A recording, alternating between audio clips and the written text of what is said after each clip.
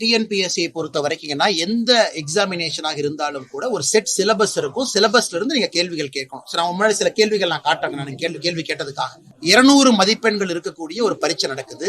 இத்தனாயிரம் இளைஞர்கள் கனவுகளோடு தயார் பண்றாங்க. அதுல தமிழ் மொழியிலிருந்து, தமிழ் பாடத்திலிருந்து 100 கேள்விகள், வேற 100 கேள்விகள் வெளியிருந்து வருது, வேறு பாடத்திலிருந்து.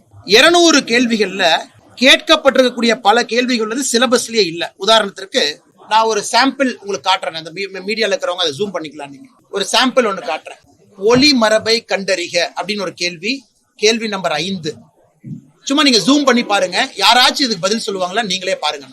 அடுத்தது வேலை பிசகு என்கின்ற மரபு தொடரின் பொருள் அப்படின்னு ஒரு கேள்வி இருக்கு. இதையும் கொஞ்சம் அப்படியே ஜூம் பண்ணி பாருங்க. அடுத்தது ஒரு பொருத்தம் 4 கொடுத்திருக்காங்க. நான் சும்மா இருக்கிற சில சாம்பிள் கேள்விகள் இதை மட்டும் காட்டுறேன். இது எதுவுமே சிலபஸ்ல இல்லை.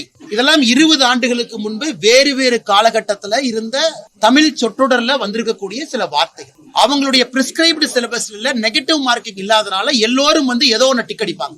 ஒரு சிலபஸ்ல இருந்து கேள்விகள் வரும்பொழுது மட்டும்தான் அந்த மாணவனுடைய திறமையை நீங்க பரிசோதித்து பார்க்க முடியும்.